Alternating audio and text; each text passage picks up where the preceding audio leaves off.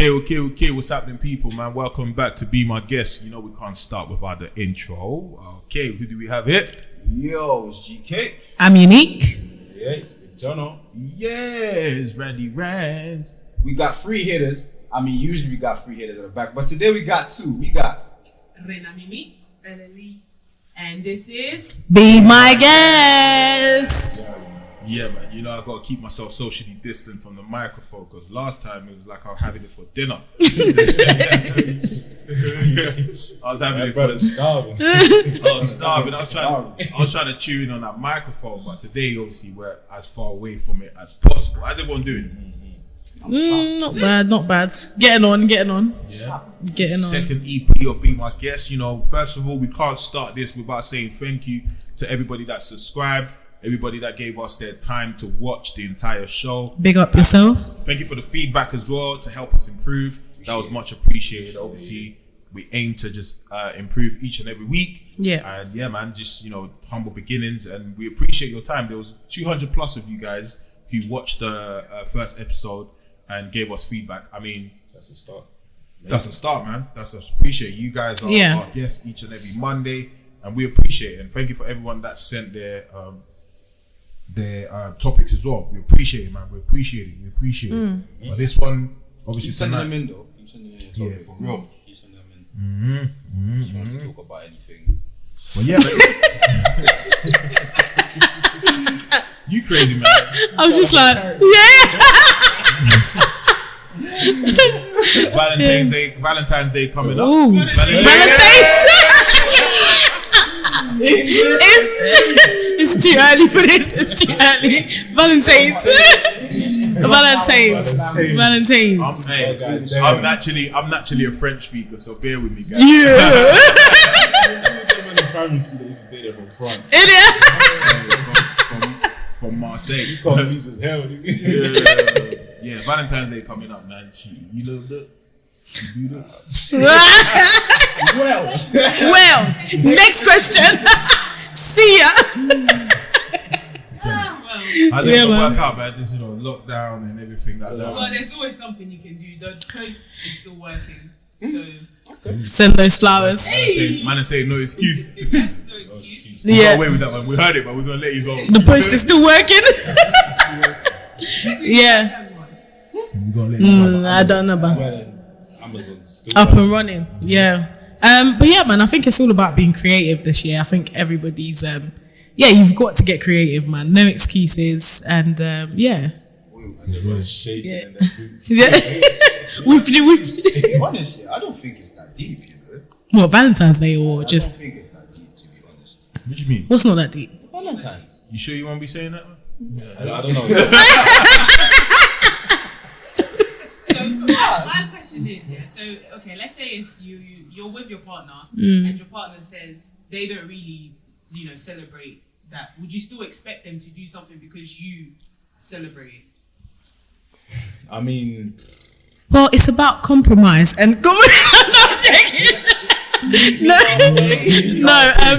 I think it depends. I think it depends on at which stage you had the conversation. If this conversation was had pretty early on and they've told you, listen, it's not really something that I believe in, I think personally I would still expect something. Yeah, like even if it doesn't have to be much, but I still think that I don't know. So I still. roles were reversed, and let's say you didn't believe in it, but they did. Would you still go out of your way to do something for them? I think I would. sure. Aww. I think I would. But it depends. Yeah. Yeah. Would you? Sorry. Would you get? Sorry. Well, if I didn't celebrate and they did, Yeah. I think I would. I think I would just to stop the noise. Alright, just on a quick one, yeah? Just a quick one. Alright, let's say you guys were single, yeah? Like, just say you were single, and I'm talking to the ladies, and those of you following us as well, you can comment on this as well. Let's say you're single, and a guy is approaching you, a guy's trying to move to you and whatever, and you know it's not going nowhere, you told him it's not going nowhere, but he's there Actually, I got this from Clubhouse, and I want to ask these lot on the panel. Yeah, someone's moving to you. Yeah, you're single. He's moving to you, but you told him, listen, me and you ain't really like that. Like, I'm not really feeling this. Ain't really trying to go nowhere, kind of thing. But he's there buying you gifts. And you taking the gifts or you're not taking it? Ladies first. If you're You've told him though. You've told him like, listen, I'm not feeling you like that. I don't think we're gonna be anything. But he's gone out of his way to buy you gifts, like money, bag, is that like, whatever. You taking it? Is that just for Valentine? Or? No, in general, man. In general. No, I mean, is it like In general. Just in general. Honestly, I would actually stop, because if you're taking it, that means you actually like the guy or you're entertaining it. really? Yeah, because I don't think, if you don't like someone, I don't see the point of you actually entertaining the conversation. So you're leading the person on, and you're leading the person. Yeah, but you didn't ask him. So, like, for example, it's your birthday, and he goes, "Oh, well, what's your bank details?" And then, like, he sends you something, and it says, "Yeah," and on top of that, I got you something. What are you doing? If it's my birthday, I'm taking it. No, but the thing is, Why is it fine? Why is your birthday? I think it's if I've made it very clear and I've said to you, listen, I'm not interested. I'm not interested in pursuing, let's say, a relationship maybe, and you feel like you want to carry on giving me gifts. I don't see how that's entertaining you, because I've told you know what it is. So you're buying me gifts in the hope of what? Hoping that you change your mind. Okay, I guess the ideal thing to do would be to stop taking the gifts. So but y'all ain't taking the gifts? If it's my birthday and if it's my birthday and you've bought me something, how? I actually think again, for me anyway, personally speaking, it will always go back down to how, if I'm literally not feeling you and you're really starting to get on my nerves, the fact that giving you the ick. Nobody above blocking. It's literally my feelings are like no, and you're still going. I personally wouldn't take it, because it's literally like there's literally not even a slight chance. Like, I'm literally a no. Okay, guys, what about you guys? Like, we heard the ladies. The ladies didn't really sound sure. I'm looking forward to the comments on. I'm looking forward to read this in the comments. Like, I don't know. What about you guys? I mean, goddamn. I don't know. You know, I think. Right, you taking the gifts? Yes or no? I'm gonna be honest. I'm gonna give an honest answer here. Yeah.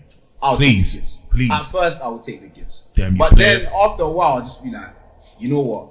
I'm not interested in you. Innit? But you already told her. Yeah, I've told her. But then obviously, I'll take the gifts at first, because no one's like saying no to it. On that, yeah. Okay, off the back of like gifts and stuff like that, what do you guys? Okay, maybe after you guys answer the question, then I'll answer the question. I think you taking that shit, yes or no? Goddamn. Like, no, I'll take it at first. You criminal. But if you're buying me gifts in like with a goal of trying to like win me or something, then I think I would stop. But if you're genuinely doing it like out of because you think I'm a good person and this is that, because they I hear that one. Okay. Well, y'all can't be asking me that question. I was asking y'all. I was asking you. Hey, listen. You see me. Yeah?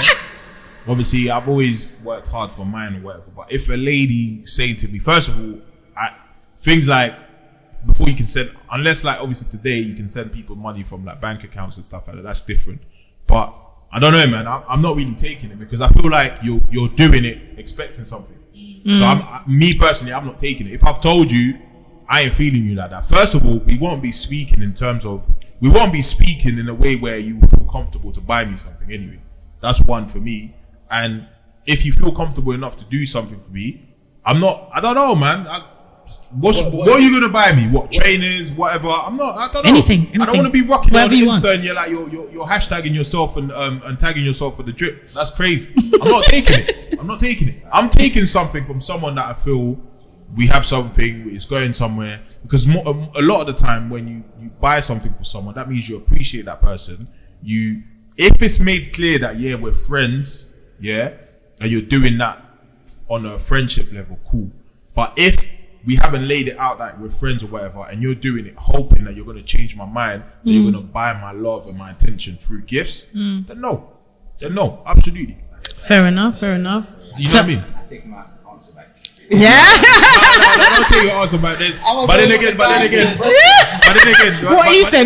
there's enough man out there, there's enough people out there that will take these gifts. You know what I'm saying? Guys are playing homeless and things like that. You know what I'm saying? Especially Shots. guys are out there playing homeless and you know trying to find sponsors, man. I think that's wrong. You know, that's wrong. Taking something from people that are vulnerable and actually believing that they're taking something from people that are vulnerable. Yeah, I think that's wrong. I personally think that's wrong. You know what I'm saying? If you know that you ain't trying to do nothing with that girl, don't take the gift, man. But you know what I mean? Some people will argue that, listen, I've told you that it's not going nowhere. I'm taking the Balenciaga. I'm taking the Chanel bag. I'm taking each of their own, innit? But to be fair, that's certain man's game. Certain men don't have the game to move to girls. That's true. Where they're just using their words. Certain men will use money, cars, and this and that to move to girls. Yeah. That's certain man's game. They think by flashing money, flashing cars, a girl's supposed to go, oh my God. Oh my God. Like, but really and truly, it's not, to some girls, it's the ick, innit? Like, it's like. Do you think though, yeah? I always have this thing at the back of my head that we're all kind of materialistic to an extent. Is that too bold, or is that like, I feel like we're all, there's nobody that can say that, do you know what, I genuinely don't care. Like, I think we're all materialistic to an extent. We have an element of it. Like, nobody's yeah. 0% material. Nobody's ever been mad at having something, basically. Yeah. Like, I mean, like, listen, you as much as you think you dress up for yourself, but also if you dressed up and you put a drip, and you're drippy, and no one said to you, yo, that is nice, you're gonna be thinking, hold on, what's going on? Wait, hold on, wait a minute. You wear that outfit again because you didn't see. Yeah. Back in the days, I used to say this. I'm gonna post a picture on Insta, black and white, because I'm gonna do this outfit again. So I don't want you to say to me, I'll post it in black and white, so you don't know, you can't work out where it is. Do you know what? Actually, on it, does it really matter though? Because I know there's actually a lot of people that will say, "Oh, I don't want to post this picture on Instagram because I've worn this top before." Like, is it? You kind of don't want to. I will wear it again. I'll wear it again, but I'm sorry. Yeah, but there's certain things like what are washing machines for? And maybe I'm posting that week. Those pictures are probably like 3-4 weeks apart. Yeah, but there's certain things that you can't wear like that, like, especially them Versace shirts. Like them Versace. Yeah. Okay, but yeah. You gotta space it out. So what happens if I wore it again? I can't take a picture that day because I've worn it before. You're kind of going to be known like as Rand with that Versace. What? Which Rand? What? The one with the Versace thing? Yeah. I think. Like, as in, when it comes to drip, you don't matter. Like, it doesn't matter. You reckon? Yeah. Because I can rock that shirt again and still look better than you. Jeez. Shots. Two shots. That's great. Yeah, no, I think that makes sense. Everyone, I hope you have yourself a good Valentine. Obviously, there's one more episode before that, but yeah, man, if you haven't got a Valentine, it is what it is. It's okay. It's okay. It is, man. But I was saying, February is coming with quite positive vibes. You feel positive? Okay. It's short and sharp, innit? It's short and sharp, and I'm really just a fan of how nicely the days have been aligned. You sound like them. What do you mean? Yeah. The universe. Great rising. What are you gonna say? The Earth's been a certain way. No, Monday's the first. The Earth is not flat. So look at the calendar. It's just nicely. The days are nice. It's a line, yeah. So what does that mean? Nothing. I'm just saying I like it. Are you just putting it out there, the universe and The universe. What you put out in the atmosphere, it's the energy, man. It's the vibration. manifest it. It's the aura. Star signs. Yeah. What's the other one? They have another one. What's it? Aura, universe, and chakra. Chakra. I don't know. Shaking my chakra. I think so. You know me and English is not. We don't get on well. I don't even know what a chakra is. Yeah, I don't know. There's some of them that burn like what's the thing you call? What? Incense. Like Incense. Kyrie Irving. Incest. I want to be very. Not incest. Incense. I said incest. And then they get like Nonsense. these crystals and stuff, and just put it like around them and just Word. sit down and like I don't know meditate. anything about it. Crystal piece. She. Yeah. Listen, man. We don't speak That's on what we great. don't know. But hey, listen. Yeah. You said that this week we wanted to touch on. Obviously, we appreciate people messaging us their topics and that. But I think in the midst of a pandemic, I think it was worth us talking about something that's affecting a lot of people, and that is grieving. The process of grieving. Like now, I just came back from seeing my boy Moo just lost his mum, R.I.P. Due to COVID-19. And a lot of people are being affected by it, actually. A lot of people hit me up on the DMs, giving me encouragements about, after, it's crazy. It's coming up to, in a few months, it's going to be 1 year in April. It only feels like it happened yesterday. I lost my dad. Well, I don't know if you don't know, but I lost my dad.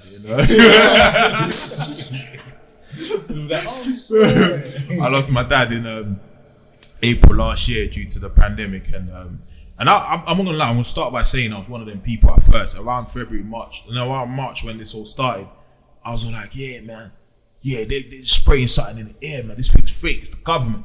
And then until I remember one Sunday, I saw my dad, I saw how ill he was, then I started to realize, damn. No, before that, I actually sat down with him, and he was a doctor, and I asked him, okay, is this like some government thing? Is this what? And he said to me, very simple. He's like, okay, he explained to me that the coronavirus is a group of viruses and it's always been there. And this one is a COVID-19 because it's attacking the lungs. It's stuck in the lungs and all of that. It's up in the air, it's airborne and all of that, what we know, yeah? And so one thing he said to me that was key though, whether man-made or not man-made, government conspiracy or not government conspiracy, it's there and it's affecting people. That's what he said to me. So from that day, I changed my mind. I said, you know what? It's actually true. It doesn't matter how it came about. It doesn't matter what the agenda is. It's there, innit? So one thing I realized that there's a lot of people grieving. There's a lot of people finding it hard to grieve, and there's a lot of people being affected by this, and they're beginning to feel offended by the fact that you have, whilst some of us are grieving, whilst some people are grieving and having lost their loved ones, some people are, in a way, I can say they're being disrespectful in terms of coming out with their opinions. In fact, we're in a free world, country where everyone can say whatever they want to say. But I feel like some people are not being considerate with their opinions, expressing it out there regarding COVID, which is affecting a lot of people. Some people are being disrespectful, saying that, I heard a man say he can go outside, COVID is not touching him, he's untouchable, and this, like that. But first of all, will you guys think about that? And for someone watching who may have lost a loved one and really finding it difficult, I've got people hitting me up and they're struggling, so they're turning into drugs, alcohol, and, really drowning themselves into depression. How you guys have been finding grief, and what do you think about this whole pandemic, and what how people are handling it? Well, I know it's deep, so Yeah. you know what I mean? Well, in terms of, like you said, people, we all have freedom of speech. Everyone can say what they want. Everyone can speak their opinion and whatnot. But I also feel like people still use that as an excuse to be mean.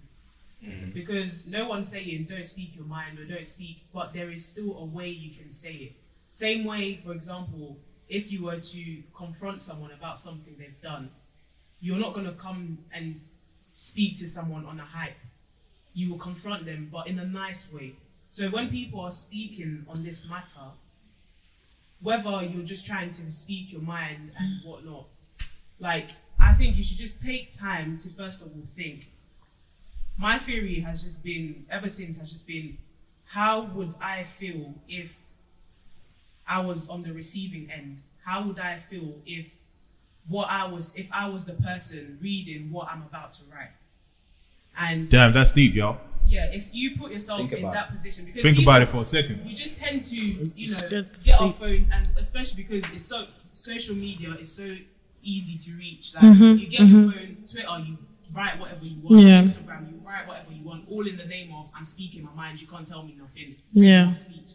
But yeah, like I said, How would you feel if that don't was- use that to be mean. And also, just how would you feel if you are the person reading what you are about to write? And I understand with a lot of people, that's still what makes sense to them, because I feel like the saying that says, if you can't hear, you surely must feel. I think that's how it goes. Big up the yardies then. Yeah, I feel like but yeah, so that can be interpreted in so many different ways. So it's like, to some people, it might still be, you know, they have some level of understanding, but until, like I always say, and it's not me wishing it on people, I will never wish it on anyone, but it's just me saying, again, like I was one of those people that you would look on, you know, you look on the outside when before losing my dad, seeing other people lose their loved ones, losing their parents, and you're thinking to yourself, oh yeah, that's sad.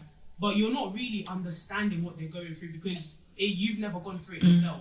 Yeah. And I feel like people can only relate to a certain extent until they themselves go through that same thing. And again, I'll just say, you know, don't use freedom of speech as leeway or a way to be mean and inconsiderate of how other people feel, because yeah, it's just not nice, really. It's really not nice. So imagine you being that person that's just lost a parent or lost someone very dear to you, scrolling through Instagram or scrolling through Twitter and seeing people saying things like, it's all fake, it's not even making sense, it's not even this, it's that, it's the government, it's this, it's conspiracy, blah, blah, blah. Like, how would you feel? How would you feel? Yeah. It's like if you some had people the saying it power- won't affect them as long as they're drinking their lemon and ginger. Yeah, so it's like if we had the power Lemon and ginger and eat your veg. and Sarah and sea moss. Sea moss. Yeah, but Lucky. you know, again, like I said, my thing again is that the quote I've been living by is literally, ever since, is literally, how would you feel if someone was to read what you are writing? Bella Lee, can I have some water, please? My throat's dry and it's really hot with this light. Can I have some water? So that's just my point on it. And Yeah, that's my take. appreciate it. I think a lot of people are lost in terms of like Yeah, you can carry that with you. It's fine. their beliefs are leading them Some water.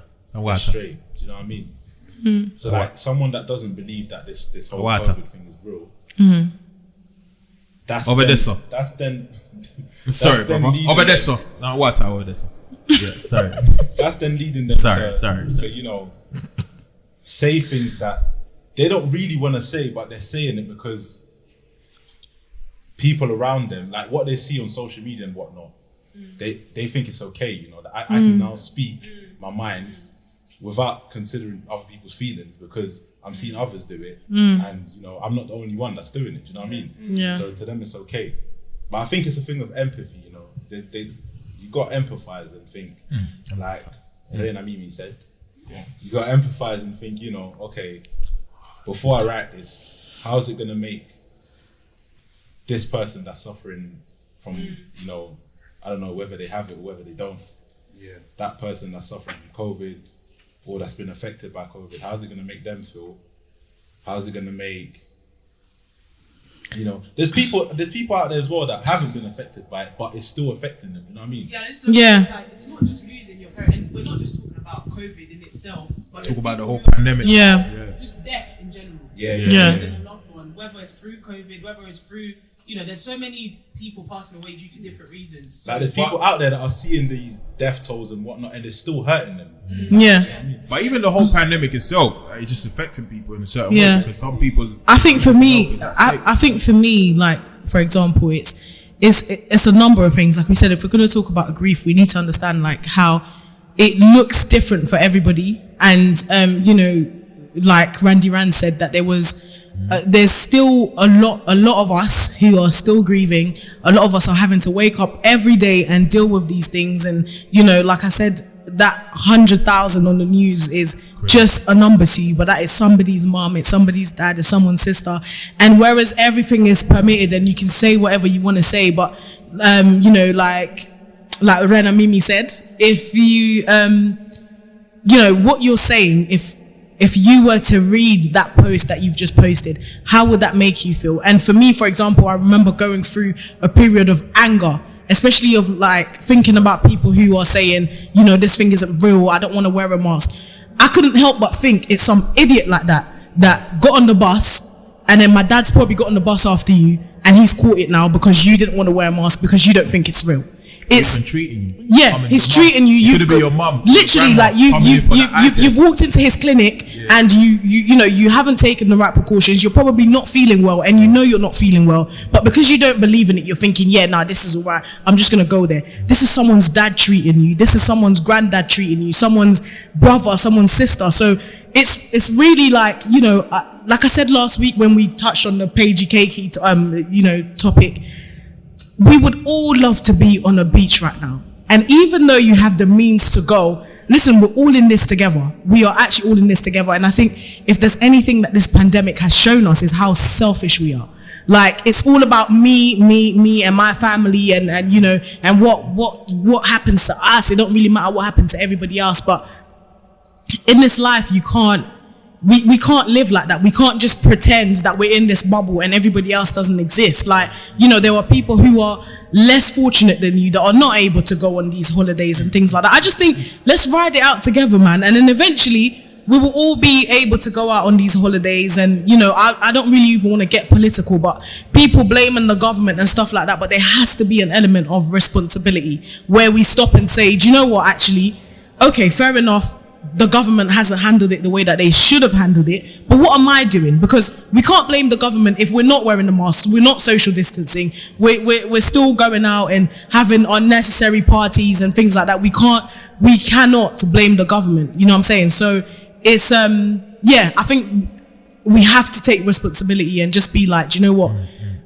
I have to take this into my own hands, and at some point we're going to have to be adults about this matter. Like, it's not about the blogs, it's not about the influencers, and in fact we'll touch on the influencers in a minute. Like, if you're influencing people, if you're I think, do you know what, I think on that top, I think though we are all influencers to some extent. We all influence somebody. Somebody looks at us and thinks, oh, okay, I really like the way, you know, Unique is, or I really like the way Randy Randes is, or I really like the way Jono is. So we're all influencers. So someone, you know, looks at how you are and they really want to, you know, you inspire somebody. So we're all influencers. So with that, we really have to look at what are we actually influencing. If I'm traveling to Dubai when, you know, we're being told to stay put, who am I influencing? Someone will look at that and go, yeah, well, you know, it's all right to go then. It's all right. They're not even doing checks anyway. Like, it's all right. Like, you can go to Dubai. It's not that deep. It's not that deep. Funny, I was watching basketball the other day and I see. Big up LeBron. It's an American channel, obviously. Yeah. And I see an advert, like, during like the halftime break, there was an advert that came on. It's a COVID advert, and they were saying things like, "Oh, for every day you wear a mask, we get a step closer to, you know, getting back to, I don't know." It was an image of people. Normality, yeah. Damn, that's 2 years. So yeah, for every time you take these precautions, we get a step closer to life getting back to normal. So then, when people are doing things like going to Dubai, not wearing masks, you're just taking us back, and then you're going to be the ones complaining why life ain't going back to normal. You know what? Because of you. People like you. Because of you. It's mad frustrating. Like, you see people say, "Oh, yeah, we're in the like lockdown for like another 4 weeks." But big man, you was like, you're the problem, fam. You're toxic. Yeah, you are what's wrong. Yeah. I don't get it. I actually don't get it. And I feel Yeah. like with this thing as well, it's like, it's real. Whether you like it or not, it's there, real. innit? And it's affecting Yeah. people. Whether you like it or not. You can say what you want, but it's real. And my frustration is also people that think they can come online and you're not a medical expert and you start telling think people you about can tell people Just what shut to up. do That's and how to do it. It's almost like, mate, who are you? Mm. Where did you get this information from? Wait a minute. Who are you? It's like, are you Literally. And another thing as well, it's like people tend to think, just because you're my friend, just because you're my family, I can still mix with you. This virus doesn't apply to us. But mate, whether it's your closest friend, whether it's a family member that lives in a different household from you, you still need to put these restrictions into place because it is not picking and choosing who is affected. It's affecting you, whether it's your sister, whether it's your brother, whether it's whoever. these restrictions need to be put into place unless you're from the same household. But if you're mixing The same bubble.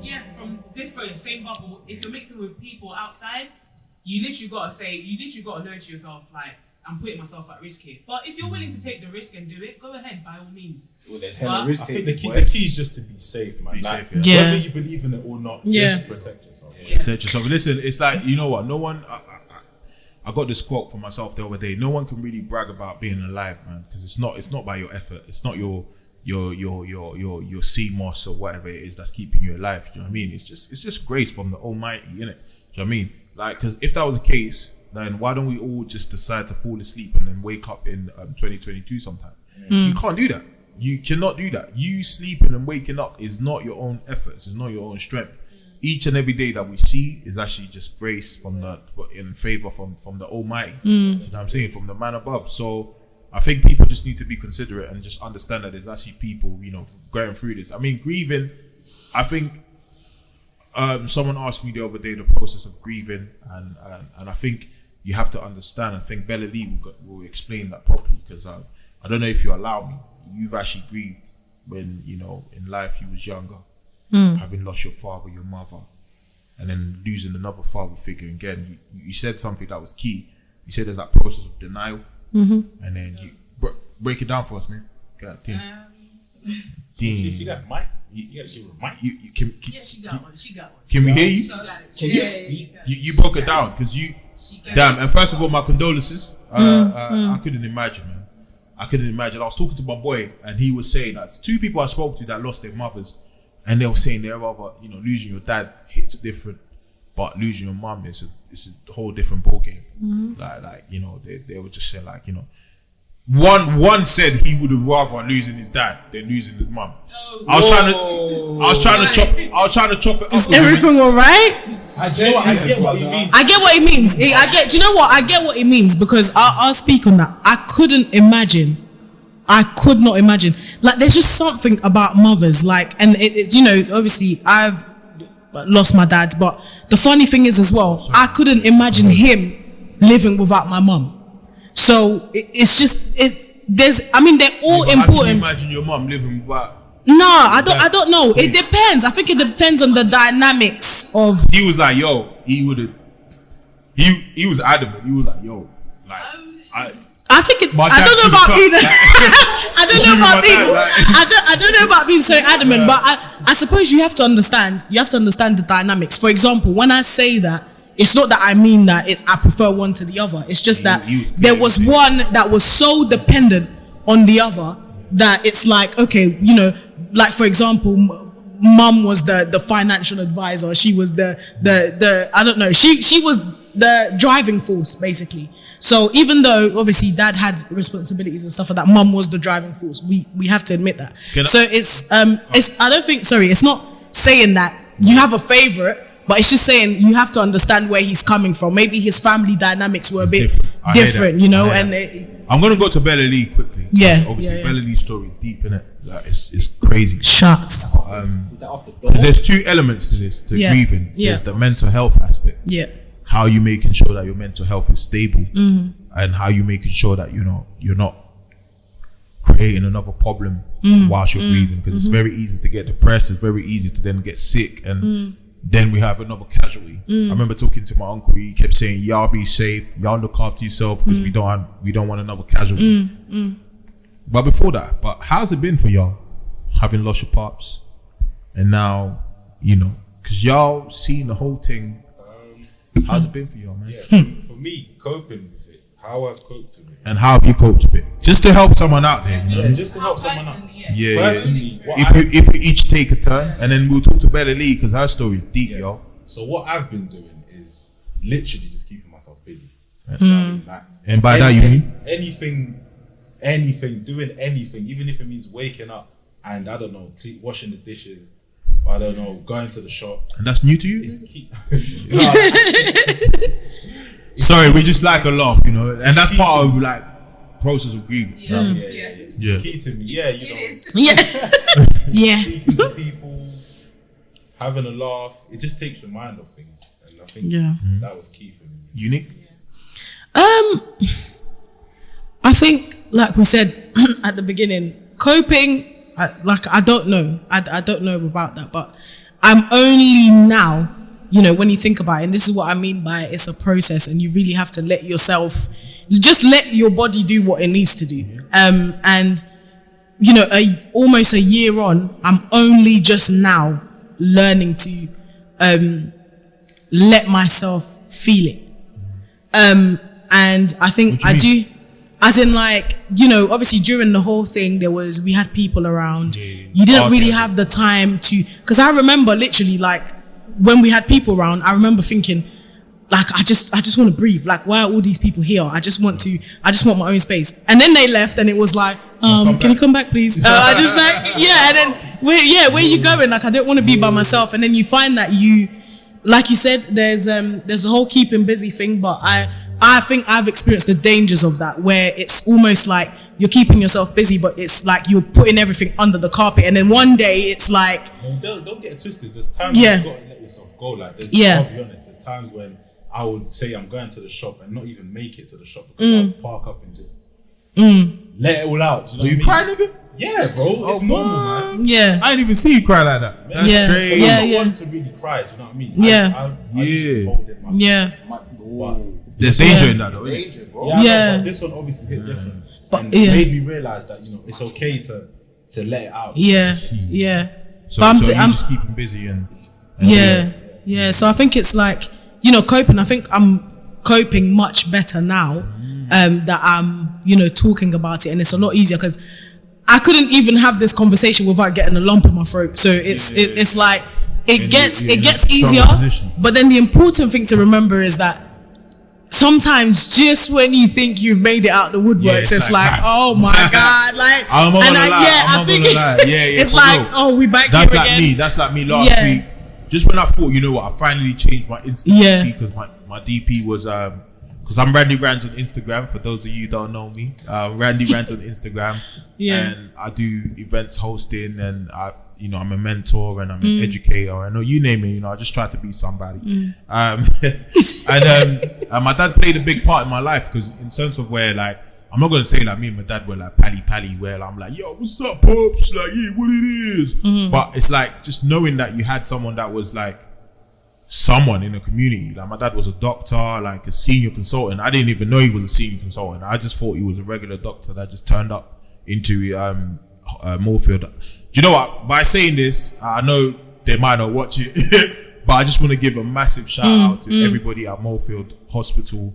They were crazy helpful from the management to the colleagues. They were supportive all the way, man. Like thanks above and beyond, appreciate literally. It, appreciate it. Moorfield Eye Hospital, man.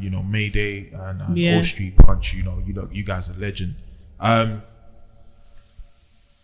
And for me, like what I was gonna say is like we didn't even realize that he was that kind of person, like a senior consultant or whatever, you name it.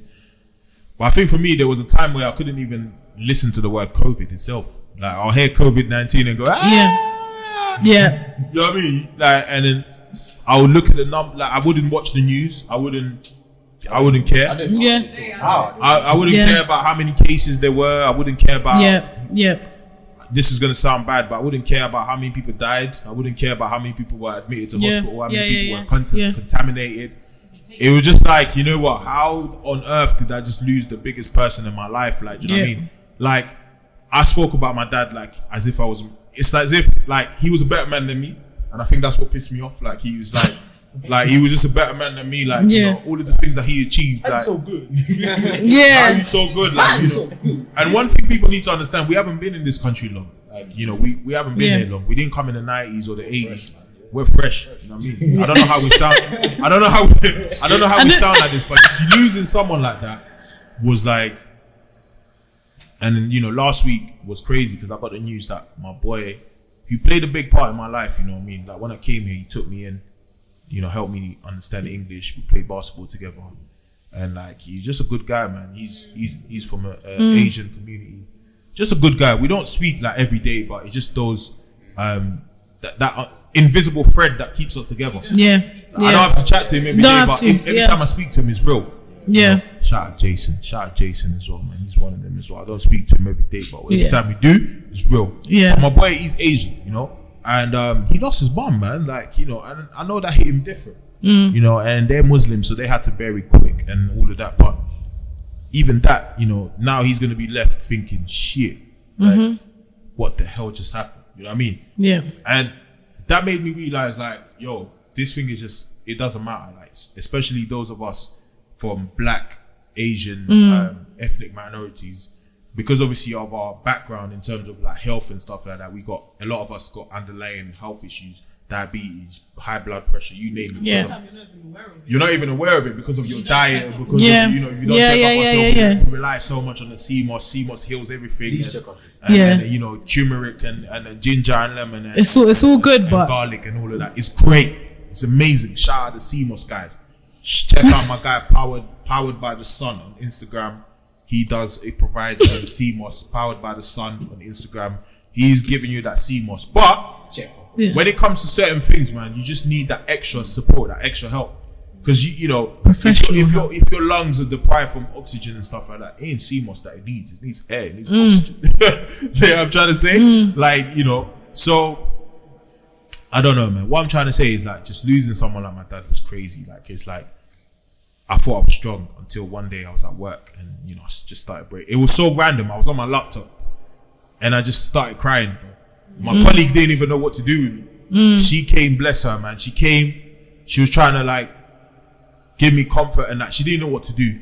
So one thing I wanted to say is like what I've been saying to my people, my boy just now. I was just saying to him, you got to allow yourself the process to heal. Bellalee's going to tell us about, you know, the process of it in denial and acceptance and whatever. Yeah. I just couldn't believe like losing my dad. Was, you know, just knowing that he was there was my pride. It's like I'll brag about his achievement like it was my own. Just knowing that I've got someone in this country who's been here in less than 20 years, has an amazing salary, speaks English, he's well respected, he's ambitious, and this and that. That's what I wish I was.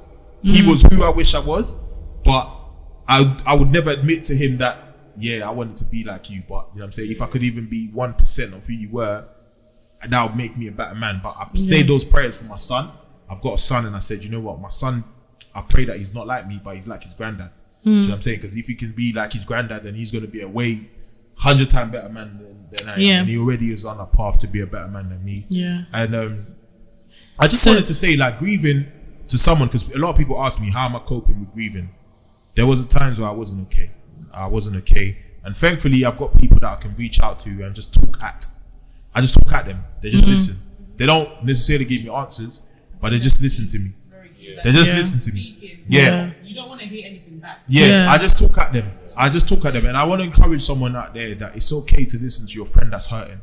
Just check up on them and let them know how they're doing. Ask them how they're doing. And once they start going, it's okay. In that moment, they just want someone to listen to them. And people tend to make that mistake. Sorry to cut you off. But you don't have to speak. Some people just want to. But that don't just apply to grieving though. If we was to touch on something else, some people go through stuff mentally and emotionally, and at the time when they're speaking to you, they don't need you to say, yeah, you know what, I was going through this as well. No, they just want you to listen. And go, I hear you. I hear you. And you're gonna be okay. You're gonna. Do you know what? Sometimes it's funny, like what you said. Sometimes it's funny, like you genuinely. Right, sometimes you don't even want to hear it. Like sometimes you don't even want to hear it's gonna be okay, because it's like, how is it gonna be okay? Because at that point in time, it's like, I don't see that it's going to be okay. I don't want to hear it. And maybe it will never be okay.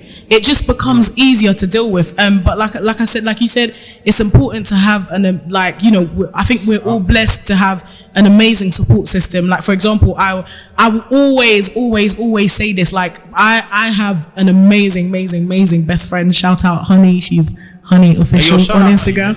Shout out Honey. That's my sister, literally, because Honey Official on Instagram.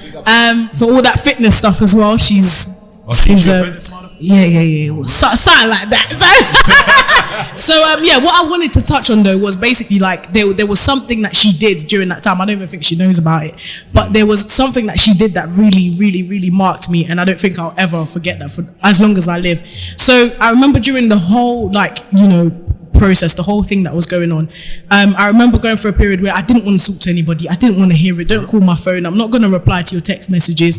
Like sometimes I didn't even know where my phone was half the time. But I remember she kept calling, and I wouldn't answer. And then one day she eventually got through to me. And I remember I was just like, I was on the phone. I was like, no, I'm all right. But there was something that she said that I didn't realize at the time, but now I'm like, wow, that's a lot. So she basically she eventually got through to me, and she was just like, oh, how are you doing? And I was like, well, yeah, that's all right. She was like, oh yeah, well, I get it, don't worry. And I was like, okay, well, I need to go. She was like, no, I just wanted to hear you. I'll stay on the phone. You don't have to talk to me. Damn. And I was just like, bars. Yeah, That's a real one. Yeah, and to be honest, that hit that button. Yeah. Hit that button. Hit the horn. Hit the buzzer. Hit the buzzer. You gotta find it. Quick, do it. Hit the DJ horn, man. Oh my God, the jingle. It's hit lit. The jingle. God they can't damn. find it. Hit the jingle, man. You gotta hit. Oh they can't find the button. Yo, you gotta hit the jingle. They can't. You can't find it. They can't find the bottom. But you know what? what? Oh my God. It's I Shout out, honey. It doesn't matter. But like I said, honey, there you go. You got.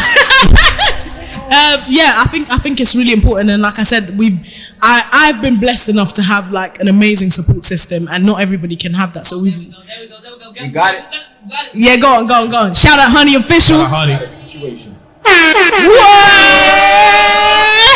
Hit a round of applause, man. God damn. Yeah, honey. no, so literally. Literally, shout out to Honey and literally her entire family. They're like a second family to me, and they've been amazing and very supportive and stuff like that. So, yeah, man, it's important to have a great support system and stuff like that. But just before we go to Bella Lee, I wanted to kind of highlight, like we said, we tried to do, speak on as many facts as we can. So I'm just going to talk about, this is actually what psychiatrists believe is the process of grieving, right? So it says the first step you go through is shock and denial. This is a state of disbelief and numbed feelings, And the second stage they believe you go through is pain and guilt. You may feel that the loss is unbearable and that you're making other people's lives harder because of your feelings and needs. The third step they believe you go through is anger and bargaining. You may lash out, telling God or a higher power that you will do anything they ask if they'll only grant you relief from these feelings. The fourth one is probably the most common, depression. This may be a period of isolation and loneliness during which you process and reflect on the loss. And the fifth one is the upward turn. At this point, the stages of grief like anger and pain have died down and you've left a more calm and relaxed state. Sixth, reconstruction and working through. You can begin to put pieces of your life back together and carry forward. And seventh, acceptance and hope. This is a very gradual acceptance of the new way of life and the feeling of possibility in the future. So, you gotta give reference to who that is. Healthline. You can find that on healthline.com. So you can find that on healthline.com. And like I said, so I can't wait. I know this one's a touching story, and I'm probably gonna try not to cry. Okay. We're just gonna head over to Bella Lee. Bella Lee, do you wanna tell us, because what it is, what we want to do, what Be My Guest is, obviously we touch on, as much as we would like to sit here, joke around, have a laugh, but we want to make sure that at the end of each episode, you leave here with something. Yeah. And today, we're focusing on grief, and tomorrow we might focus on love. Yeah. The day after that, we might focus on education, but grief and mental big, health. Yeah. It is, because we've all lost someone in our lives, like we've all lost someone. In the last 5 years, I'm grieving twice now. First time was in 2015 when I lost someone like home. I was like, yeah, goddamn. And then now my pops, and like, but you know what? again, I'm just grateful. First of all, I'm grateful to God. Even though I was mad at God for a bit, but I'm grateful to Him for taking me through, for my family, and most importantly for my friends. You know, this happened at the peakest of the pandemic. It know what I did, mean? yeah, And the yeah. people were coming outside my mum's driveway to give me food. Food, water, shower, everyone. That sounds so sad. Like, and I didn't ask. It's like, just I didn't sad. ask- It's I didn't really ask, sad. like, World War II. yo, listen. I want to give a shout out to my guy Daps 101. He's my brother, and you know, he came around and he was like, he parked his car across the street. He came first of all, dropped the stuff in my driveway. Then me and him were having a conversation. I'm standing on one side of the street, he's standing on the other side of the street. And what about those who took the risk to actually come inside the house? They could have said, yo, your pops died of that corona, I ain't come around. Shit. But they came inside, man, Yeah. and we grieved together, man. Like, it's like, I'm grateful for y'all. My guy Coco Style, shout out that's my brother anyway. He's family. He's like my younger brother. It's Coco lit. Style. Yo, my guy D Tribal, he came, gave me some cake. Tribal My man. sister Shabana came, you know, gave me that. Shabana, she's like, you know, there's so many people that I'm gonna shout out. Yeah. Even people that I didn't know will say to me, yo, my guy P, RP New, he phoned me up and say, yo, I got something for you. My guy King Marty Properties phoned me up and said, yo, I got something for you. And I said to him, yo, put it in my sister's account, because my sister was collecting the funds, because we didn't do no GoFund and No. things like that for my pops. And he said, no, We'll touch on that. I'm We'll touch not on that putting as it well, on yeah. your sister's account. I'm putting it on your account. So shout out King Marty. That's why your business is just popping. Property. All things property, shout out King Marty. You know, you know, my brother Jay Lean, man. You know, like my brother Jay Showtime. Like, you know, shout out MVH London. Like, you know, today I'm just, you know, showing gratitude. MVH London, ladies, go check out those wigs, those exclusive, you know, lovely, good quality wigs and hair extensions. MVH, M for Mama, V for Victor, H for Hotel, London.com. You know, go get that, man. Tell them we sent you. Tell them we sent you. Get that little. Go get that. Tell them Randy Cheeky Ransom. discount. Hey, listen, there was people that did stuff that I wouldn't even be, if you allow me, Raynham and me, and that touched me a lot.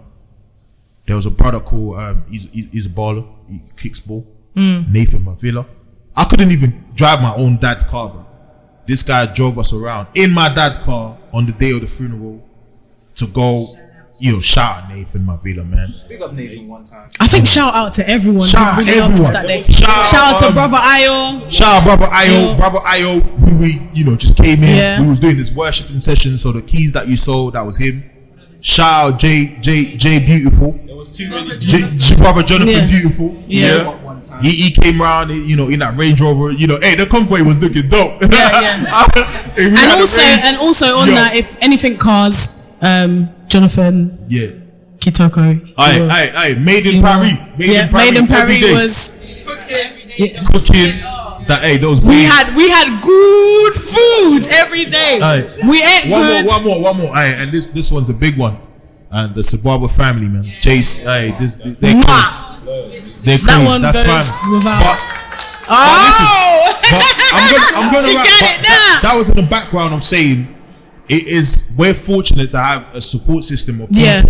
that were there to just help us through the process. Whether they Yeah. gave us food, comfort, put their lives at risk to support us, it was crazy. Even just a word of encouragement, that was amazing.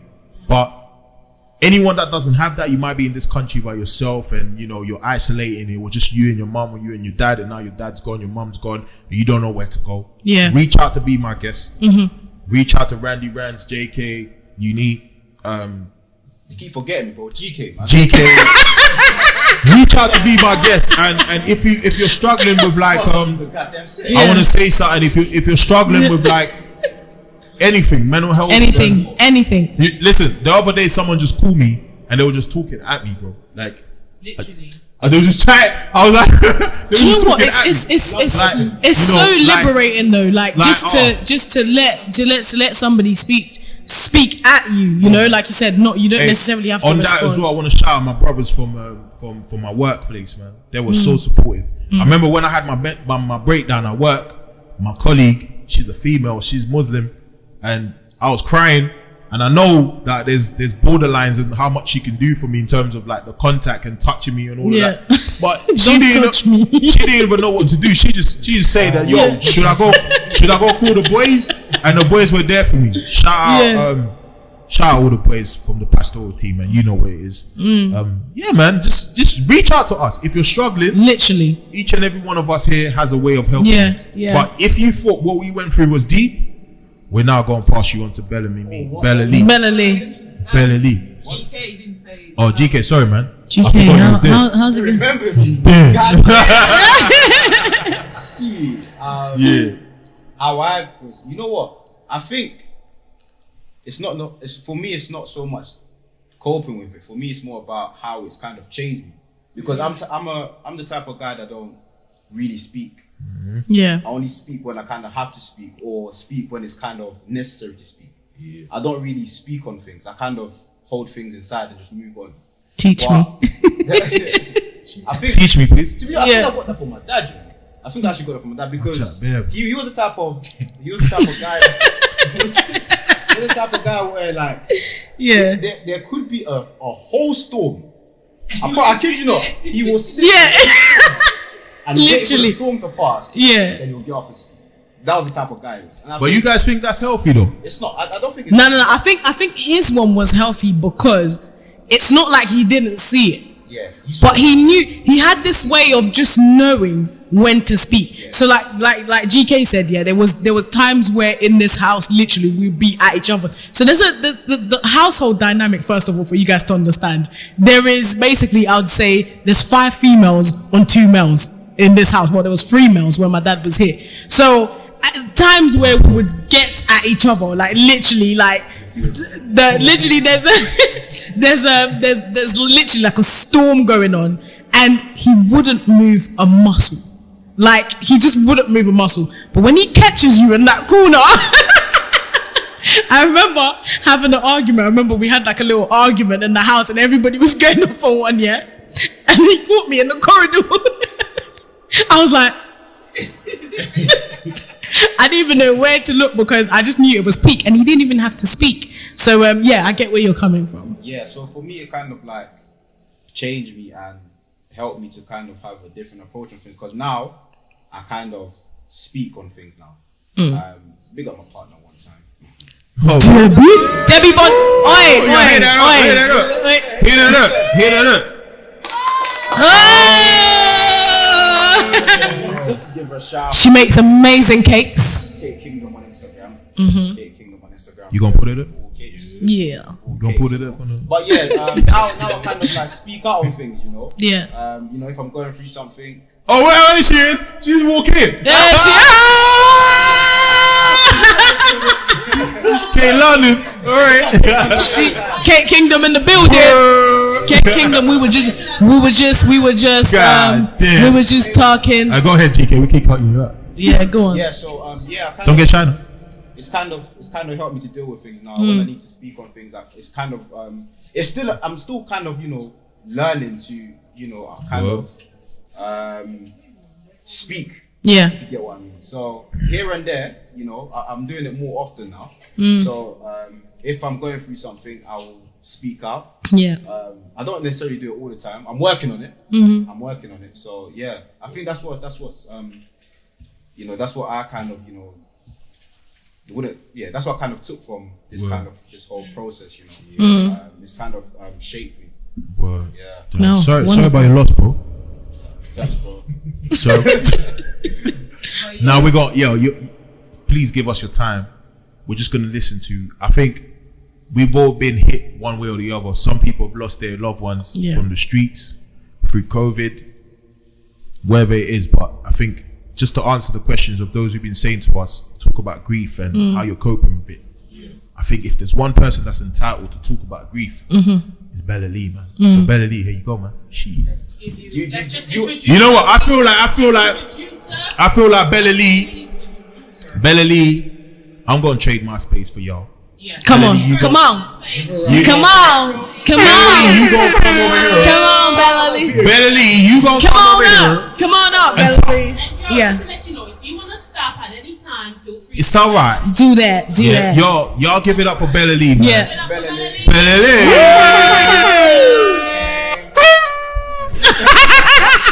I'm sorry, I gotta go. I'm sorry. She might. I'm sorry. She might just make you fat. She might just cook you that. Bella Lee, Bella Table, in case y'all forgot. She might just make you that prawn salad. If you want. And here she is, Bella Lee. Take it away. Welcome. Can you hear me? Take it away. Can you hear me? Hi, Bella. Are we good? Can y'all hear We're me? good. We Y'all good? All right, Bella Lee, take us away. Ooh. Sorry, I get a bit nervous talking about this. I gave up my seat for you. You better. My voice gets a bit shaky. I might get a bit shaky. Say something. Gave up my seat for you while you get nervous. It's okay. You better start talking, girl. Damn. Some tissue is fine. Do you need some water? Okay. This is a very difficult topic to really touch on, because honestly, all my life I've been, avoiding to talk about it, or like when someone will ask me a question, I will literally just avoid it, change the conversation, and never really touched on it or spoke about it till, I got older, let's say in my 20s. And I lost my dad when I was very young. And I was around 8. That's young. So I was around 8, and that's young, but in that short space, I still have memories from, being with, living with my dad and all of that. Yeah. And you might think about it like you're young, you wouldn't be able to remember, but No, like, you're old enough to remember. You still remember like the good memories, the times that you spent together. And, I was young. I never really, when it happened, the day that, my dad passed away, I was young. I never really understood what was going on. So I remember my sister came back because they took him to the hospital, and my sister came back, and then they're like, oh, he's gone. So then I was young, I didn't really understand. I was there playing. But then I was like, oh, maybe they're just saying that. So the next day now they start planning the funeral, and then I saw like everyone had to come to my house. Few aunties came to the house, and then we had to go somewhere else. And we had to go to my dad's brother's place, and the whole place was just packed, and then I didn't understand what's going on. And the more my siblings tried to explain to me, the more I was more like denial about it. I was just like, no, you guys are just chatting, you guys are talking. It's not true, this and that. And also what was also difficult, it was that I was close to my dad, then my mom. And it was like everywhere my dad would go, he would bring me, and like, he always used to bring me, and then he dropped me on like family's holiday, and then he'd come around. I always used to go places with him. And then it kind of like, I was going through that phase where when the burial happened and everything, and I was still denial about it. And then I moved to Ireland, and that also played a part where, I was so angry, and it showed in my. Sorry, Bella. Just sorry, Bella. Just before you can kind of say your move to Ireland. Was it just your dad that you lost at that time, or did you lose your dad and your mom before you moved? No, he passed away first. So he passed away. My mom passed away when I moved to Ireland. Oh, your mom. Oh, you was in Ireland. Yeah, my mom passed away when I moved to Ireland. So it was like going through that phase where, you know, you lost your dad and I moved to Ireland, and then I had to start a new school, new environment, like new people. And then I started primary school and I was just so angry, you know, and also this is a problem where like we as Africans, we need to understand like where's the source of that anger coming from. You can't just punish your child, or you can't just punish someone because they are misbehaving in school. Spirits. And just that you need to kind of understand, take a step back and then like try at least to understand where is this coming from. So I was just angry, and then, you know, I'll go to school and I'll just, you know, cause trouble in school, and then the report will come back and then they're like, oh, she's a good child, you know, her work and the way she's behaving, that's affecting her, you know, but we're gonna carry on, we're gonna push, and you know, we're not gonna just leave her at that, we're gonna help her. And got into till that stage when in primary school I never really accepted it. I was still denying about it, and I was just like, yeah, I don't want to talk about it, you know. And nobody really knew like what was going on with me, but with my personal life. And went into secondary school, you know, the same thing was going on, and I was still denial. The only time where I actually accepted, I was like, you know what, you have to accept it, and you know, that's the only way for you to heal.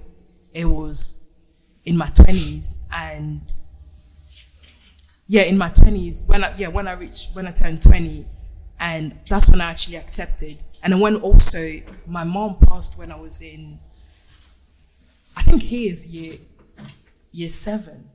Okay. How old were you? So year 7. So you're about. Would you be okay to say the ages, or is that based on how old you? Year 7 or you be. So you was about 11, 12? Yeah. About 11. Yeah. And how old was you when your pops passed away? 8. So 4 years later, your mom passed away. Yeah. And what you're saying is, I'm gonna let you continue, is that the process of grief of losing both parents affected you mentally, and it affected how you behaved in school. Yeah. But that was subconscious. You didn't really realize that it was because of that until you became older. Yeah. Continue. So in year 7, when I literally started secondary school, I moved into like new school. I remember like I went in and, you know, I was excited to start a new school, whatnot, and I think it was just before Christmas. Yeah, it was just before Christmas. I remember it was like, no, tell a lie, it was December actually. And yeah, it was this early December, and you know, I got the news that my mom passed away, and then I was just like, I went quiet, and ever since that I've been like so quiet, you know, everything's just it felt like, you know, just got shut down, and then I was like, I just went quiet, I never really said anything, you know, and then everyone reaction were always like, oh, how come you're always quiet, you don't really, you know. But it's like with the people that I'm comfortable with, or like my family, you know, we will banter, we will laugh, but then it's like there's always a moment where like I get a reminder of, do you know what, why are you laughing? You know, and then I just step back, and then I'm like, okay, I'll go back into that closet again, and you know, I'm lock the doors, not talk about my feelings. And you know, I never really got the opportunity to see my mom, you know, get buried, and I never really accepted to go see, you know, where my dad was buried. And that, you know, it kind of like,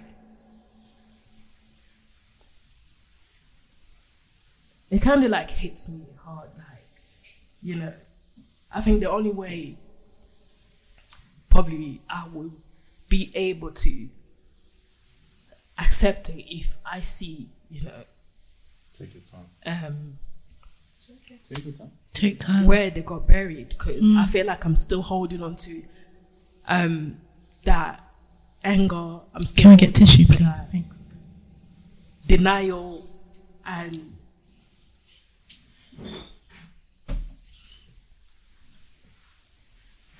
yeah, and then you think that you're healing, Thank and you. it's like, sorry, It's alright. you think Healing that you up. you are healing, and you know, and you get something else happen, and then you just get reminded of, you know, you didn't heal properly, and it's just the memories and everything just comes back, and then you're like, what is the point of life? Because I was going through that, you know, throughout my whole as growing up, I was always going Childhood, yeah. childhood was always like, oh, what is the point of me living? What's the point of life? You know, and I had an amazing, you know, opportunity to have another father figure in my life, and even though I didn't grow up with a dad, or we didn't grow up with I didn't grow up with dad, and then like when he stepped in, you know, even from where I was from Ireland, he would always, I'll come to London for holidays and whatnot, and then he always played his father figure. He's always been supportive, and he never really, the good thing about him, he never really, you know, separate us. He never really used to say like, oh, these are that's my kids, and then that's not. He always used to like class us as one, and then he always showed the love. And then like to me, it felt, I was so in a way relieved, in a way that I was like, oh, actually, you know, I never really experienced a father figure growing up, and then like now there's someone that stepped in, and you know, he's showing me love. He's showing me, you know, what a father would have done. And then it's just like it was all the love for me that, you know, it started helping me to heal, and then like the anger started like going away, because I won't lie, like I get really annoyed easily, and I think that's probably because of what Scott. We know. And I think that's probably because of what I've been. Yeah. It's a bit of everything. And you know, and with what happened last year and losing him, and I remember when, you know, they called Unique. Don't say My government. That's not my name. That's not my name. I remember when Unique got because she always used to get the update of the hospital from the hospital, and I remember when she got the news, and everything just went. I couldn't hear anything. I just went deaf for a second, and then I can see like everyone was walking in and out the living room crying, and I literally went deaf for a second. I was like, that can't be true. And then Unique she dropped on the floor, and they were trying to like get her to breathe properly. She couldn't breathe, and then I started coming back, and I was just like, it can't be. And then everyone started crying, and then I think it was like an hour later, people started coming in, and then that's when it literally just hit me, and then I ran outside, and I started crying, and then throughout the whole night, I was completely lost. And then I just felt like, I started questioning God. I was like, what is it? I was like, what is it like every time I think I think I've healed, and I think, you know, this is over, you know, you've taken Something else happens, away, or there's something else happens. happened. I'm just like, what is it? Literally, I remember that I literally started questioning God. I was so angry. I was like, what is it? And then I was like, you know, we all been here, we're doing your work, you know, we serve you, we're all been doing your work, and then you literally were following your path, we've been doing what you want us to do, and then you come back and then just in a way you stabbed us in the back and took someone that was very precious to us. And I was very angry. Yeah. And every time, and then the thing that really annoyed me, it was every time, you know, you were questioning, and then they were like, the adults that were like, oh, don't say that, you know, that's you sinning, you know, you shouldn't say that, you shouldn't basically question God. And I was like, that used to really annoy me, and I'll be like, no, that's actually how I feel. How can you stop me to tell me that, oh, you shouldn't express how you feel? And that's really bad, because a lot of, I would say, and then a lot of, like, let's say a lot of like Africans, they tend to tell, especially on male figures, like, oh, you shouldn't show, you shouldn't cry, you shouldn't. Guys don't cry. Why are you crying? Whatnot? Stupid to me. And then it's like when you cry, oh, stop crying, because if you're doing that, your siblings are not going to be fine. Stop doing. It's like, just let someone like release it out, because you need it. You need to be able to cry, and then you need to let it out, because keeping inside. And I'm very, you know, I always used to be the person that always kept my emotion inside. Always used to. I will never talk about how I feel. You know, I'll come in with love, ha ha ha ha. You know, never express how I feel. No one know how I feel, But then it's really bad. Like growing up, as like I realized that it's really bad, because like, you're keeping it in. Yeah. You're literally taking. It's a ticking time bomb. Yeah. And then like by the time when it reaches too much, you explode, and you start having heart attacks. Yeah. You explode, and then they say you're rude. You have no manners. It's disrespect. Then that's when usually happens. You start having heart attack. And I remember I had, even before Papa passed away, I had like few, you know, heart attack where I had to be rushed to the hospital. I remember one time, where I was at work, and then everyone, and then they came, I can't remember which hospital it was, and then they came to the hospital, and they're like, what's wrong with you? I'm like, I just couldn't breathe. I died. I was like, I couldn't breathe. And then, so with like, when he passed away as well, it was like the whole thing came back, and it was just like going through the same thing again. Yeah. You've been reliving all these things like 3 times now. Yeah. 3 times now. It was just too much. You just went back. You go back. So how have you dealt with it? How have you managed to deal with it? I was gonna ask the same thing. If you were, you know, speak to someone that's gone through the same thing, lost a mother, how would you know?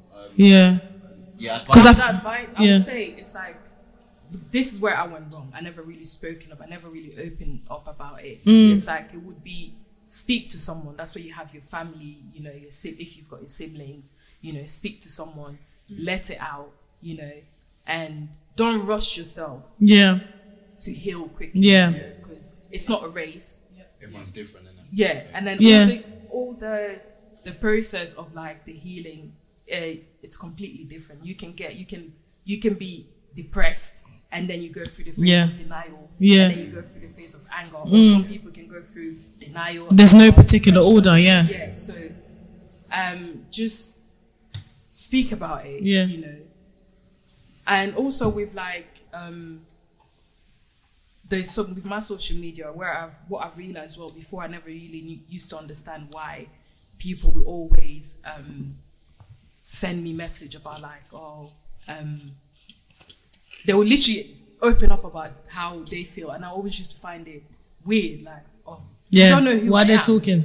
I'll be like, you don't know who I am. Why, you know, why are you talking about your whole life? I don't care. But then like, then I got to understand, I was like, you know, some people, and then the mad thing, I've never really opened up about like losing my dad, my family member, on social media till like last year, when, you know, when Papa passed away. That's when I posted him, and that's about it. But before that, when people send me the message like, they feel depressed and this and that, I never really understood why are you talking to me? I don't know, you know, you don't know me, and you feel so comfortable to open up about your personal life. And you know, even like last year as well, people started reaching out, and I remember I posted early this week, I think it was on a Thursday, and I posted again like, you know, I'm always there if people need to talk to. And then a lot of people have messaged, they wanted like, they were like, they open up about, which I'm obviously not gonna talk about it. And, you know, so if you find someone on social media that you feel like, okay, you know, you can relate with, reach out to them, you know, and yeah, just open up about it. Don't lock yourself in your room. Yeah. And, you know, you it will happen where you wouldn't want to see anyone, you wouldn't want to talk to anyone, you know, but just remind yourself, like, you know, how long can you stay in that? Don't dwell in that. Place, you know, because if you stay in that for too long, it's also not good for your health, and it's not going to help you. So yeah, just take your time. Do not rush yourself with the healing process. Take your time to heal, you know, and then just talk to someone. Yeah. I think I'm so sorry, Unique. So I'm so sorry to cut you there. I'm really sorry. I was just gonna ask, maybe to Bella Lee and Unique as well. What do you guys think? Would you opt in? Because I know as the black community, Afro-Caribbean or whether black, African or whatnot, we don't really tap into the idea of therapy and counselling and just the whole idea of, you know, trusting a stranger. What do you guys think? Do you think you could have helped? You could have. Sorry again, Unique. Do you think you would have? Doing it. Do you think? I'm just mindful of time, right? I'm just mindful of time. Yeah. Do you think therapy or counselling would have come in handy, especially at a young age, to help you cope with your grief? Absolutely. Because I feel like with GK Capsy? Absolutely. I'll think so too. Yeah. I think so. I think Absolutely. a lot of Africans, I think the main problem is that we kind of obviously frown on it. Yeah. We believe in a higher power and stuff, but sometimes it's literally what it is. Do you understand?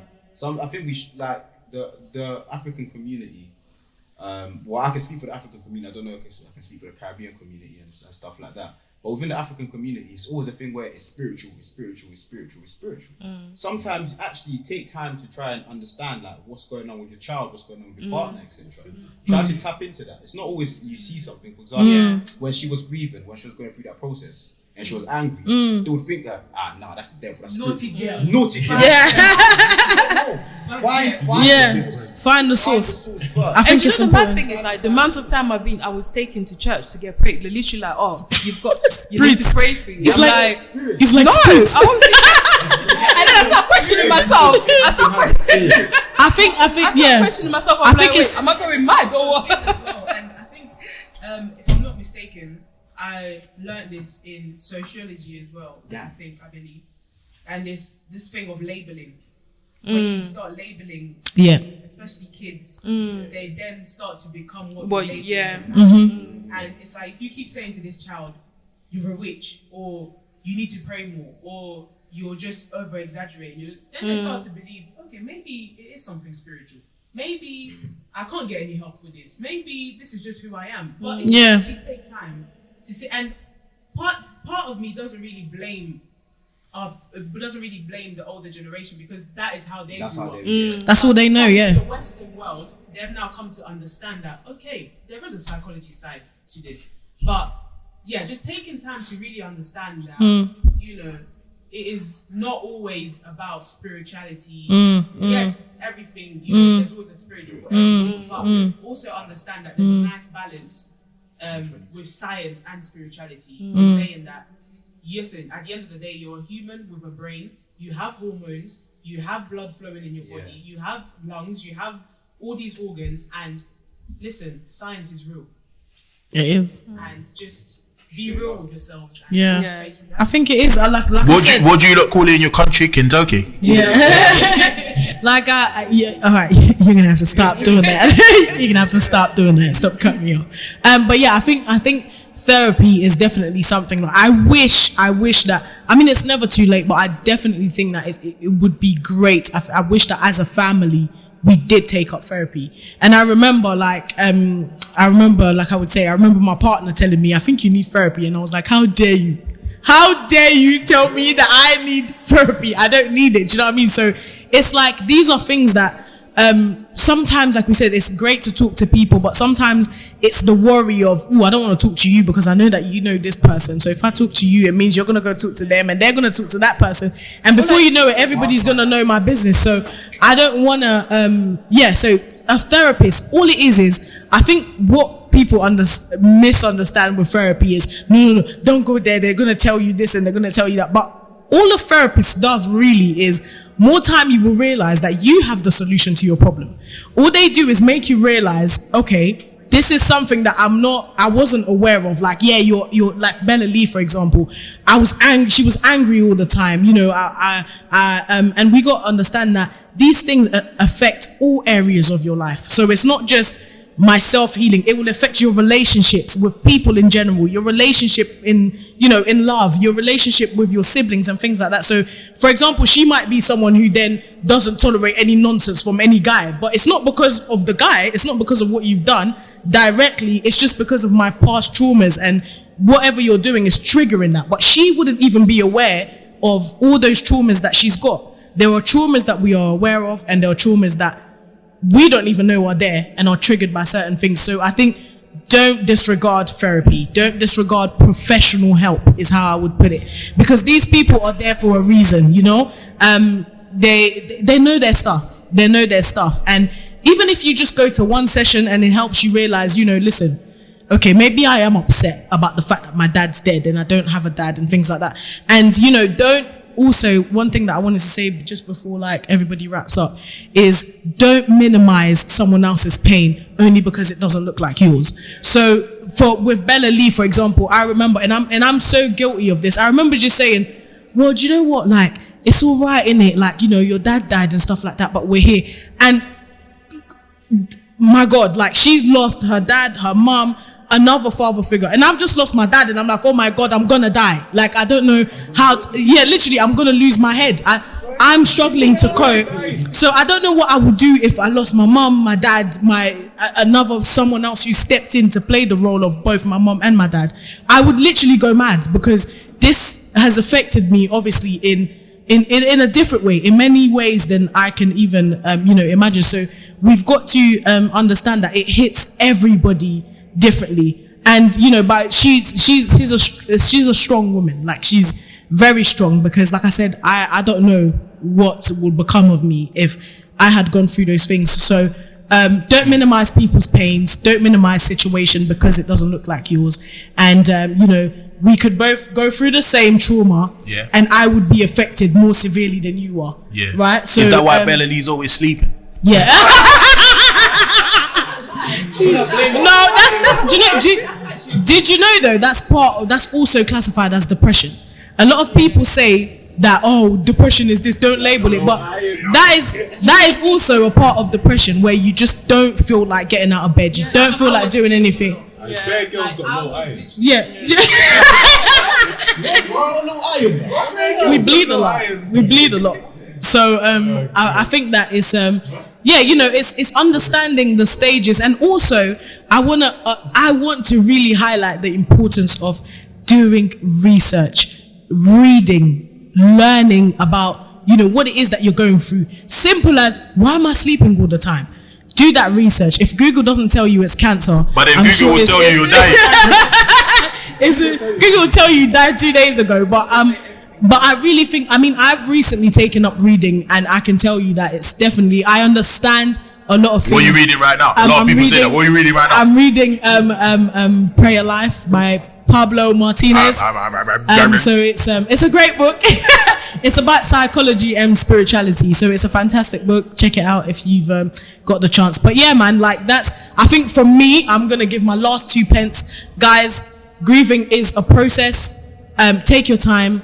There's no specific timeline or order in which you're going to heal. It happens. You might go through the process and then go right back to step 1. That's absolutely normal. Allow yourself to heal.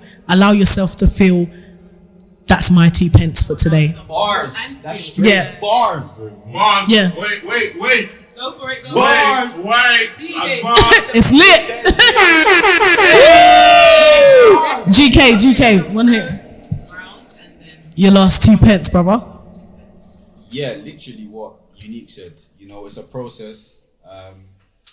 the main thing is whatever you feel on that day, let it out. Let it out. So if you feel like you want to cry on a Monday, cry. If you feel like you don't want to talk to anyone on a Tuesday, don't talk to anyone. It's all, damn. If you feel like farting, fart. Like, just whatever you feel on that day, just let it out. Just let it out. Don't try to hold it in because you just end up being a ticking time bomb. And then you just end up exploding. And it's like building a bomb. So whatever you feel, just let it out, man. Rena Mimi? For me, again, like I said, again, it's one of those things where, you know, like I always say, and it's not me saying this, I'll reiterate again, it's not me saying this because I'm wishing people to go through it, but it's just me saying, one of those things, again, you will never truly understand the depth and the level of impact it has unless you go through it.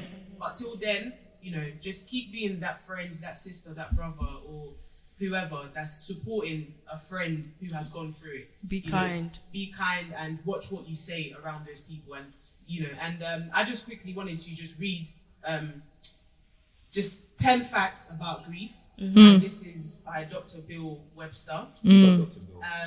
So it's just literally 10 points, 10 quick points. It's grief is normal. It's not a disease. It's normal human response to a significant loss. So it's normal for you to go through grief. Don't let anyone tell you you're doing this. It's bad. You're doing too much.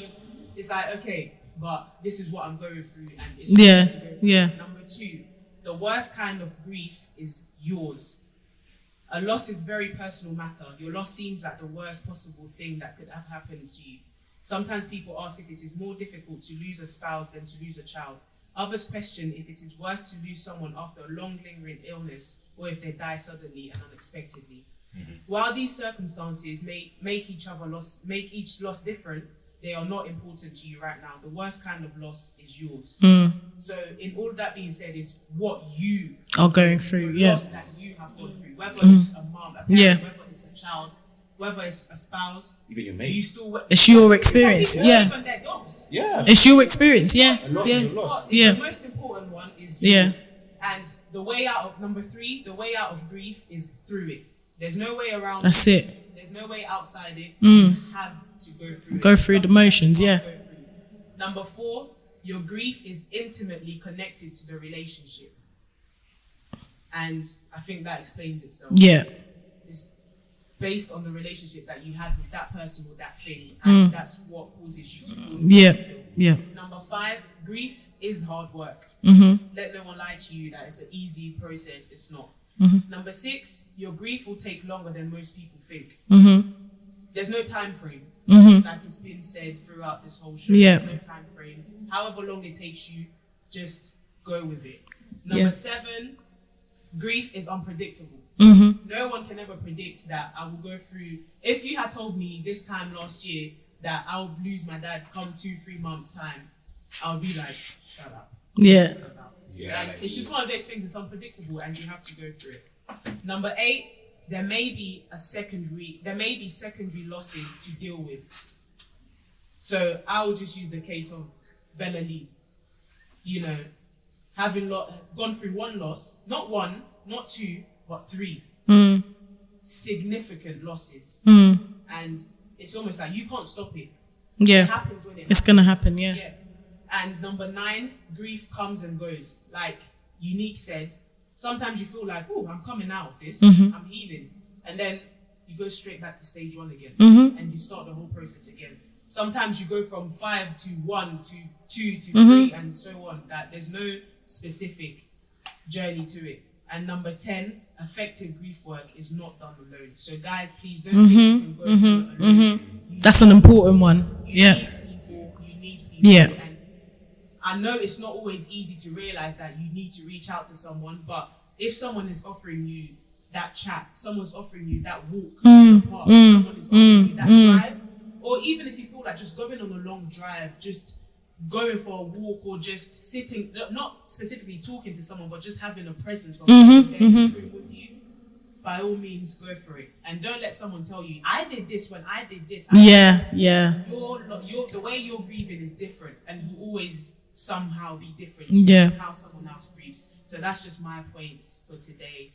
and just reach out. And if you want to reach out to people who have been through the same thing so that you can feel like you relate, because that's how I felt like seeing other people go through the same thing. I felt like, oh, I can reach out to this person because they completely understand how I feel, and the feeling's mutual. So that's just all I have to say for today. Thank you, Arena Mimi. Big Jono. Yeah, I think just take your time with grief, man.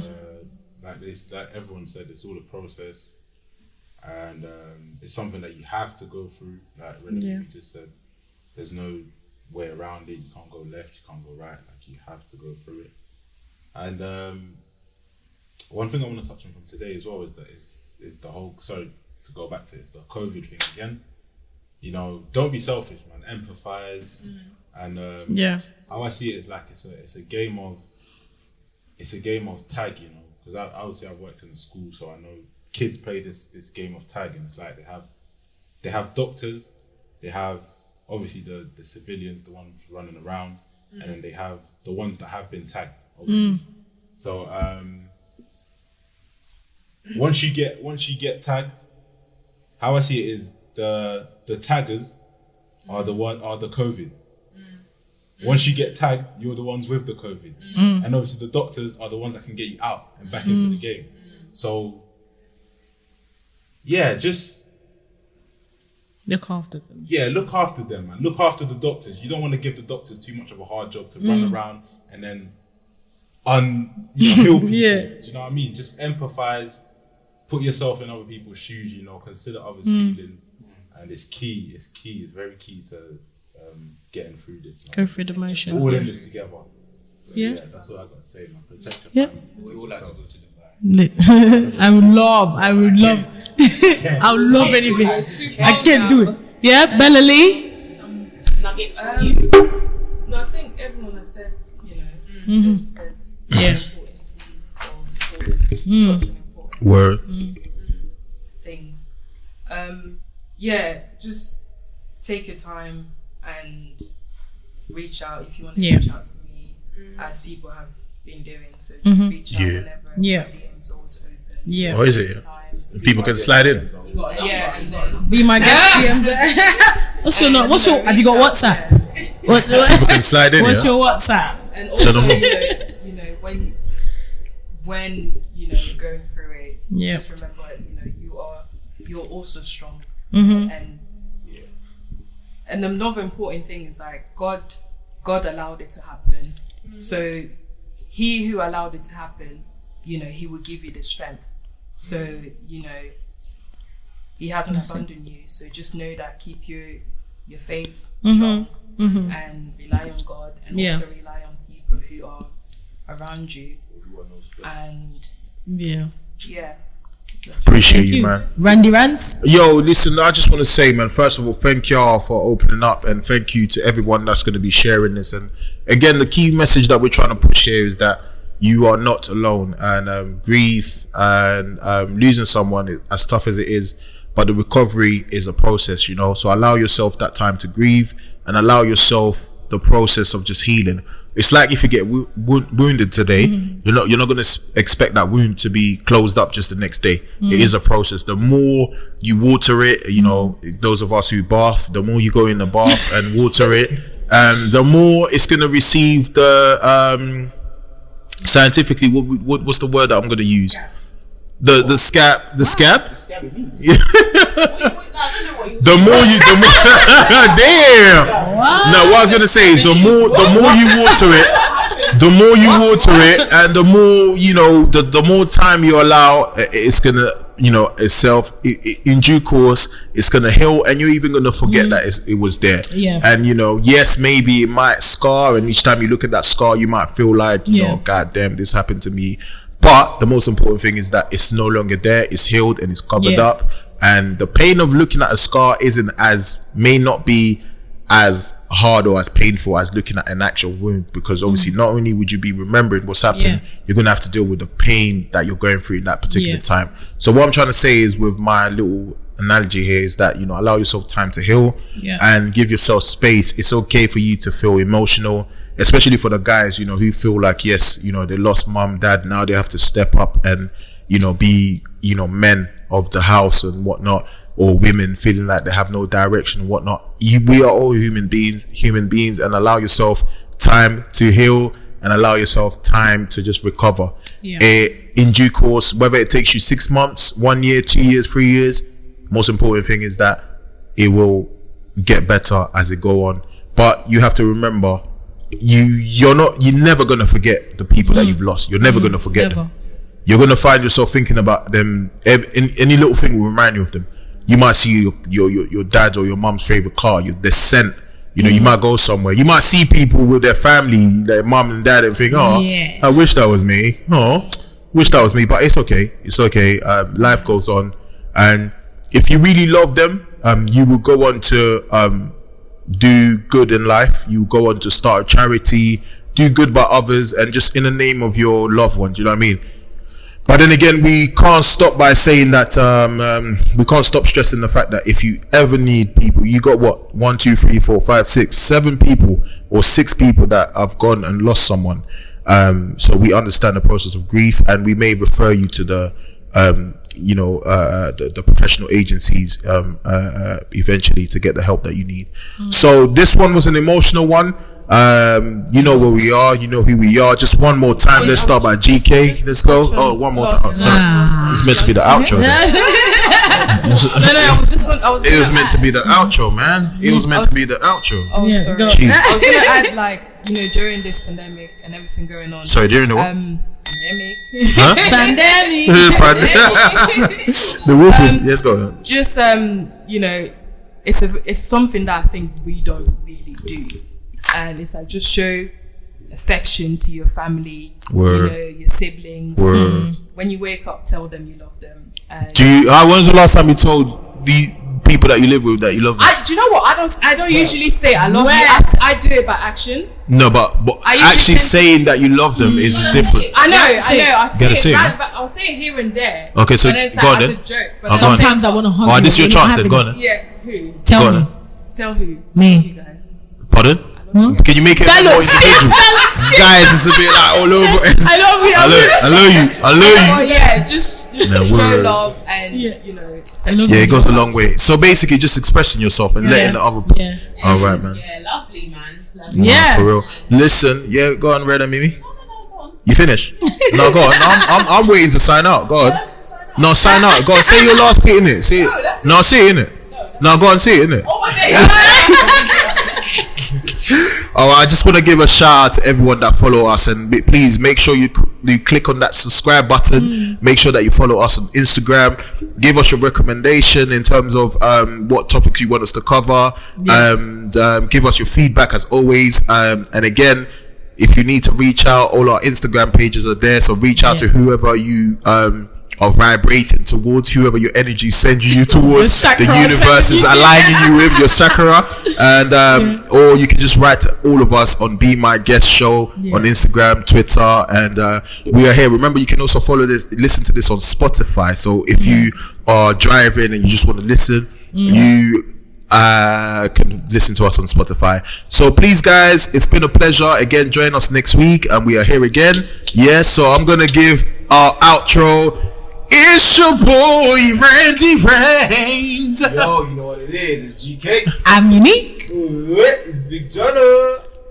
And Rena Mimi. Bella Lee. All right. This was Be My Guest.